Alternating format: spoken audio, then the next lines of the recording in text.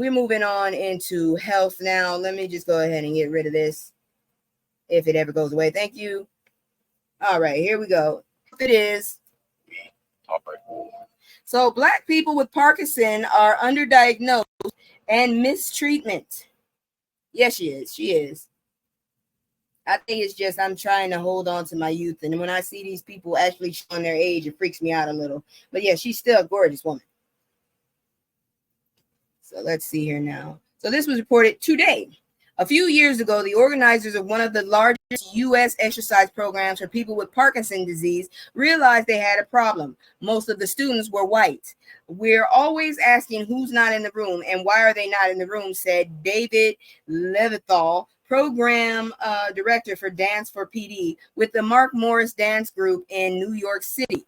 Levithal and his team went to work. They hired more instructors who spoke Spanish or Mandarin and translated marketing materials, which boosted the number of participants from Hispanic and ethnically Chinese communities. But efforts to recruit Black participants haven't been nearly as effective, Leventhal said.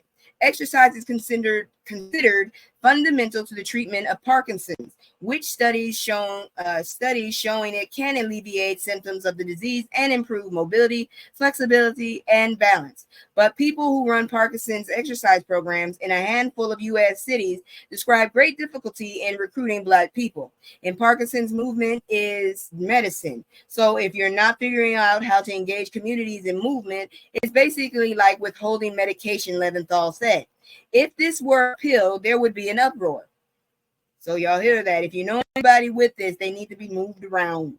A small study last year by researchers at Yale showed that after 6 months of exercise, participants' dopamine-producing neurons, the kind destroyed by Parkinson, grew healthier. This year, research published by British Medical Journal encouraged a paradigm shift in which exercise would be individually prescribed as medicine to patients at an early stage of the disease. Oh shit, hold on. My OBS is disconnecting. What the hell? Don't disconnect. God dang it. Reconnecting. Am I still on? Y'all let me know if I'm still on. My shit just said it was disconnecting and I don't know what's going on. Am I still on? Okay, I'm still on, I guess. Shit. Did y'all miss anything? Somebody tell me if they missed anything, because the thing just said that it was shutting down and it was restarting. Did y'all miss anything? Give me a sign here so I can keep on with this story, y'all. Let me know y'all still listening, at least. Shit. Hello. I need to know. Someone, anybody. Am I still online? Okay, good. All right, so moving on. That's why people like Eric Johnson, founder and CEO of Movement Revolution, are frustrated. Johnson said his Chicago area initiative offered a 6-month exercise program for Parkinson patients and increased marketing in the Black community, but got little traction. It was a challenge, he said. I'll be honest. One big hurdle: many Black people don't even know they have the disease. The biological and genetic risk factors have long been understudied in people of African ancestry. Recent research identified a novel risk factor for Parkinson's in the population. Studies show Black people are less likely to be diagnosed with Parkinson. Some point to doctored bias. For example, an article published last year in Nature concluded that bias can influence the evaluation of patients with decreased facial expressivity, a common Parkinson's symptom in which the facial muscles harden, making it difficult to smile, raise eyebrows, and express feelings. When a white person shows up at the doctor's office with such symptoms, doctors would likely recognize them as Parkinson's, said Bernard Coley, an advocate for people with Parkinson's disease, especially those in under-engaged communities. But when a Black person has the same symptoms, the doctor might interpret their behavior as disconnected or angry, said Coley, who's on the board of California chapter of Parkinson Foundation. See what they said about assuming shit? You make an ass out of yourself. About 1 in 5 Black adults say they've been treated unfairly or with disrespect by healthcare providers in the past 3 years because of their race or ethnic background, compared with 3% of white adults, according to KFF survey last year.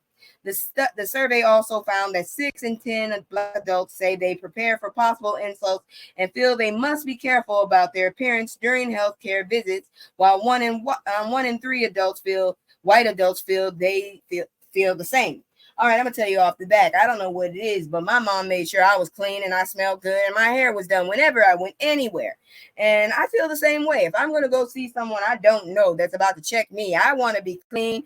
I want to go take a shower before I go see them. I want clean clothes. I want my hair to be done. I don't want shit to be out of order. That's just how I was raised. Maybe, I don't know. I feel it's the right way to think, though. Why would I want you to come in my office stinking and looking nasty and shit? I had to teach somebody whose breath was that funky. I didn't know what the hell to do with myself. Shit, I hurried up and paired her up with someone else. That person was pissed at me, but shit, I could still breathe. Anyways, Coley said that the bias can lead to a delayed or missed Parkinson diagnosis. And then once diagnosed, a Black patient might be reluctant to join an exercise program for fear of retribution on the job. You do not want to come off as sick or challenged, Coley said, because of your employer will use any excuse to get rid of you. I am so serious. That's what I'm going through right now. I am right now, just now, talking about I'm hurting, this hurts, that hurts, I can't do this, I just got accommodations. But the problem is my brain is telling me don't show them weakness, they'll get rid of you. I am fighting against that culture. I am fighting against, opening my mouth. Like they said, Black women need to complain more like white women. And I think it's true, because the way we're raised, we're supposed to make sure that we're dependable and that they can't get rid of us. And we're this, and we work our asses into an early grave. That's what we really do. So I advocate, if you hurt, say something. By law, they can't get rid of you. Real talk. If it's on paper, they can't get rid of your ass. I'm just saying. So we need to start fighting for our rights even more. I'm just saying, because it's ridiculous. I know damn well I went to work my first years of work, and I was told not to ask to go home when it was time to go home, because that made you seem lazy. You had to wait until the motherfuckers remembered your ass was here. Exactly. Let's see. We do not want to come off as sick or challenged. That's what he said. Pride and privacy are off other factors, said Wendy Lewis, CEO of the Parkison Council in Philadelphia. Black and brown families don't share and tell their business, she said. They don't trust their story with anybody else. An important step toward building trust and increasing participation in Parkinson's exercise programs is for Black people to lead the education and recruitment, said Tammy Jo Best, nurse coordinator for the Parkinson Disease Comprehensive Care Clinic at Emory University in Atlanta. As a Black person who recruits patients for clinical trials, Best said she often overcomes mistrust. When they look at me, they see themselves, she said. After his less than successful efforts to recruit Black Parkinson patients into his exercise program in Chicago, Johnson concluded that the fact that he's not Black is an important factor. Leventhal, who runs the Parkinson exercise program in New York, has come to the same conclusion. Well, shit, I thought y'all were Black. Well, no wonder. Shit.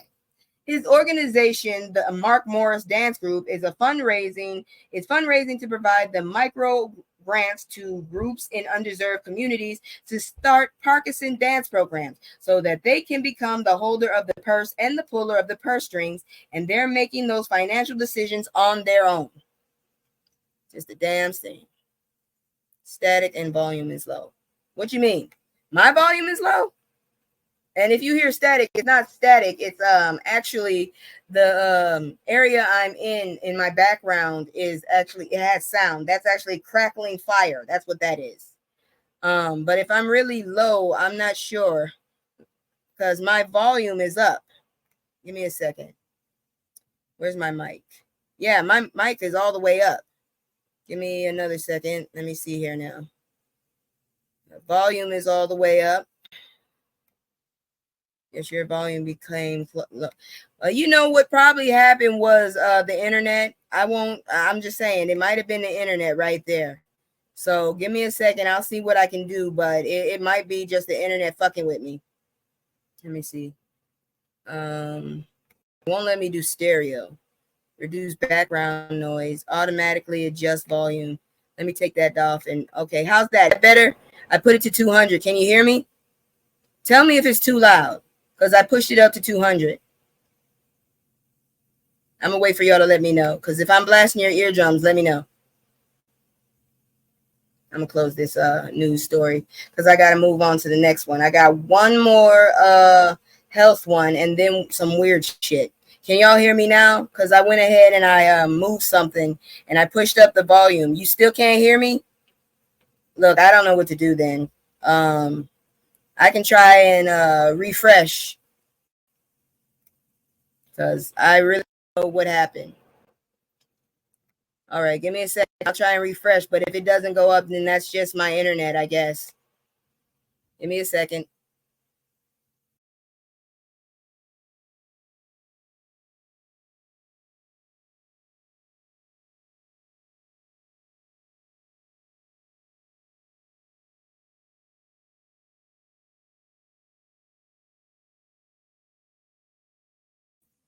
Okay, we hear you. Let's keep going. Okay. So in the newest story, study shows Generation X and millennials are higher cancer risk. Great. I'm right there between X and millennials. I hope this doesn't include me. I really hope it doesn't. I can hear you. I shared this video to my Facebook. Thank you. So let me go on. Let's see here now. So this was reported 2 days ago. I wish she had combed her hair. I'm sorry. My mother has a perfect afro. So when I see these new afros, it throws me off. Anyways, this week, the American Cancer Society published a new study that proves that youth does not protect people from developing cancer. Testing 34 types of cancer among 23 million adults, 34, that's a special number, in the U.S. born between 1920 and 1990, the ACS research found that younger generations were more likely to develop 17 different types of cancer, of which 5 of them could be deadly. That is fucked. The risk is increasing from baby boomers to Generation X and from Generation X to millennials. Dr. Medin Jamel, you're Jamel from now on, study author and cancer epidemiologist at the American Cancer Society, told US Today. Why did they dress that child like that? You are more likely to develop cancer in your 30s and 40s if you were born in the 1990s and 1980s. Ah, shit. Than your parents were, who were born in the 1950s and the 1940s.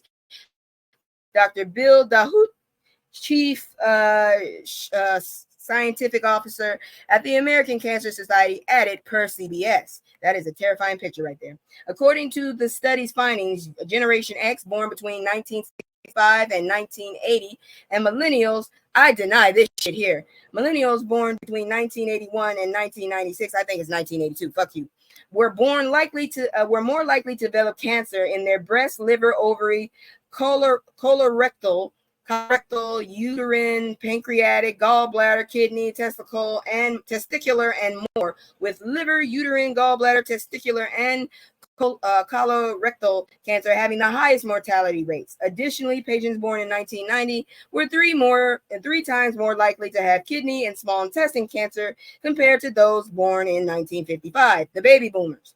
Similarly, millennial women held higher rates of liver cancer compared to their older counterparts. Okay, I can answer for that one. More stress, more drinking, because I just had to like curb myself. I got a little sick last night, but not really.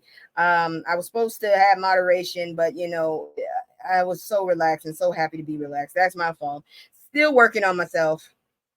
Though the study did not underline the reason for younger generations facing increased risks, experts suspect it could be a result of a number of things. It's likely an environmental aspect. The Hood explained whether that's diet, lack of exercise, some other exposure. We do need more research in those areas. This is terrifying.